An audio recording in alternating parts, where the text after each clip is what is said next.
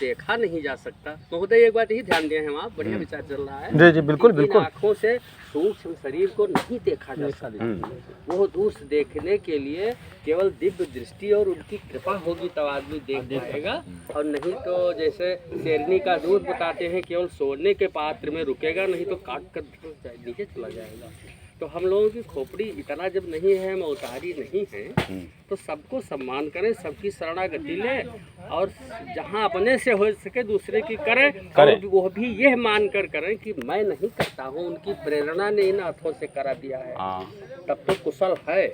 और अगर ये भी कहा कि मेरे समान कोई नहीं है, मैं ये किया वो मारा वो गिराया, तब तो जो किया था वो भी जो है वो हम हो गया ना। इसीलिए कहा गया नेकी का दरिया में डाल। भाई जैसे घमंड नहीं करना चाहिए ना, कभी कुछ नहीं। अच्छा, सबका सम्मान करें, तो इसीलिए भारतीय संविधान की व्यवस्था है बड़ा है कि सबका हमको अवतारी शक्तियाँ हैं, जिनमें ये लिख दिया गया कि ऐश्वर्य वीर यश श्री ज्ञान वैराग्य।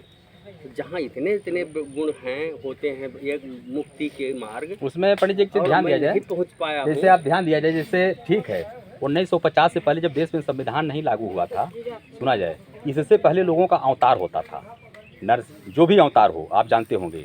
लेकिन जब 1950 से जब भारत का संविधान लागू हुआ, तब से किसी का अवतार क्यों नहीं हुआ? ऐसा है कि जैसे कबो कबो आप देखागा होई कि अब तो लोग पलते नहीं है, पहले भेड़ा लोग पालते थे शौकियन। तो जब पार्टी अलग अलग भेड़ा पाले तो मेला में लड़ावे ले जाते थे। हाँ लड़ते थे। तो अपने अपने भेड़ा के नकुना में सुतुनी लगावत रहे कि तनिक एक तगड़ आवे यो रोज चढ़े। तो जब भेड़ा लड़ावे खोए कि के भेड़ा जीता, तो दूर से जब भेड़वन का जब लड़ावे खोत रहा, तो भेड़वा ऐसे दोनों बगले बगले खड़ा है, तब वो नहीं लड़ते हैं, वो लड़बे न करिए। तो जब उनका लड़ाई होते तो वो पहले 5-7 कदम नीचे पीछे भाग जाते। हाँ पीछे भागते हैं। भागा था पहले पीछे। जब हुआ से वो रोस में बल लेके आए, तब जुड़वाई लड़े।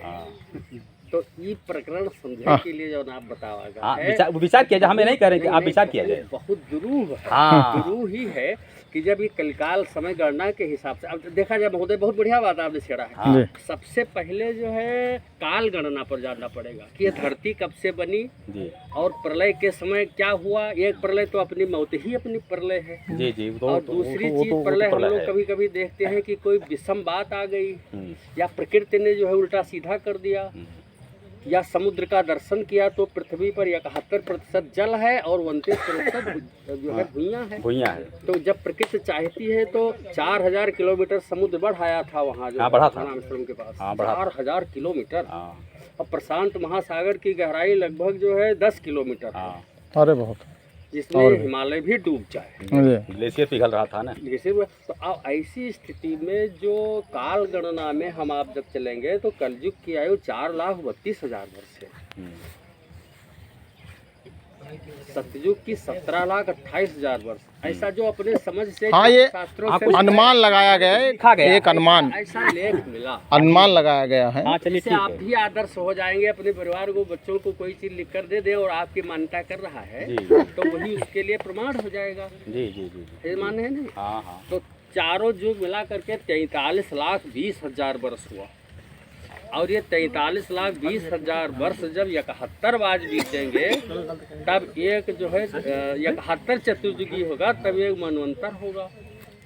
तो ये इतना अथाह जल जहाँ ध्यान करें और अपनी औकात देखें, तो हमें लगता है हम तो जीरो नहीं बल्कि बहुत बहुत बहुत नगण्य के बराबर हैं। बिल्कुल बिल्कुल। तो ऐसी स्थिति में हम 50 के बाद अवतार नहीं हुआ, तो इसकी जवाबदेही और इसके करामात उस प्रकृति के हैं, क्योंकि प्रकृति जो है पुरुष के अधीन है और जीव प्रकृति के अधीन है। तो ये जीव मृत्यु के बाद इसी वायुमंडल में भ्रमण चक्कर काट रहा है, चित जल पाओ गगन समीरा। अब चाहे जो कौम हो, चाहे जो भी कौम क्यों अलग हो, जब इसी से सांस लेते कोई मतलब नहीं भाई, श्वसन हम समान कर रहे हैं, ऑक्सीजन हम सब लोग ही ले रहे हैं, समान कर रहे हैं, इसी धरती पर रह रहे हैं, वही जल पी रहे हैं।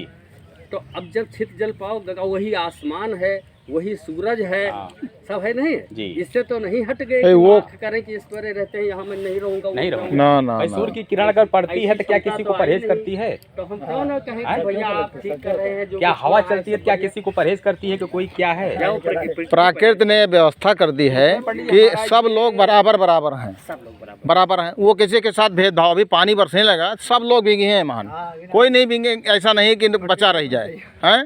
तो आखिर हम यहाँ पे जब पैदा हुए हैं तो असमानता की भावना कैसे हो गई? उसमें मानो जब एक समान है, बुद्ध ने कहा, इसीलिए तो कहा। हाईली थिंकिंग में जो आप कह रहे हैं जी जी हाईली थिंकिंग, जी तो हाईली थिंकिंग में भागवत में जो है जीव की परिभाषा जो आई है हाँ, तो उसमें जीव की परिभाषा कोई ऐसी नहीं दी कि इस जात का जीव दूसरे में रखे उस जात के दूसरे में रखे हुए तो है नहीं। ना ना ना ना ना ये कहा कि ब्रह्म एक है, हाँ, ब्रह्म एक है। अच्छा अब वो उसका जो अरे शरीर है तो ब्रह्म का एक जो है सूक्ष्म शरीर ऐसा नाम है, सूक्ष्म शरीर। जी जी जी जैसे अब ये तो स्थूल शरीर है, हाँ, ये स्थूल है, उसका आकार प्रकार नहीं कहिए। आंखों से देखते हैं पहचानते हैं कि फलाने हैं, ये लकड़ी है, हाँ हाँ हाँ बिल्कुल।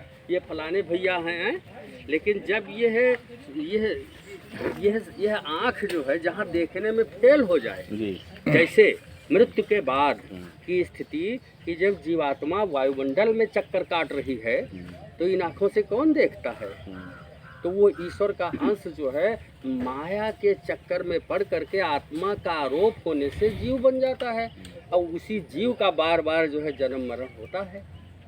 अब वो जीव, अब देखो सबके यहाँ एक प्रकार से सबके गलसट्टी हेराई जी जहाँ इतना बारीक बात आई ना नहीं, बहुत उस गूढ़ समय बातें। कोई नहीं साथ और काम देगा। ना ना ना ना। जो भारत जो हम कहीं गलत कर आए हैं बस सही कर आए हैं और उनकी कृपा से हुआ है, बस उसी का रिजल्ट हमें मिलना है। भाई जो दयान है तो नहीं तो कोई वे। तो अब ऐसी बात सोचने पर भाई जे ते बुद्धिमान हुई तो सोचबे करी कि हाँ है भैया सब बड़ा हो, हमें इन सबसे छोट हन और हमारे लायक हो सके तो दूसरे की सहायता कही दे। उसमें हाँ। जैसे बड़ा छोट की पंडित जी नहीं तो 50 के बाद ये वाला न सोचा जाए। नहीं हम सोच नहीं रहे हैं, हम तो ये आप पर आप हमने आपसे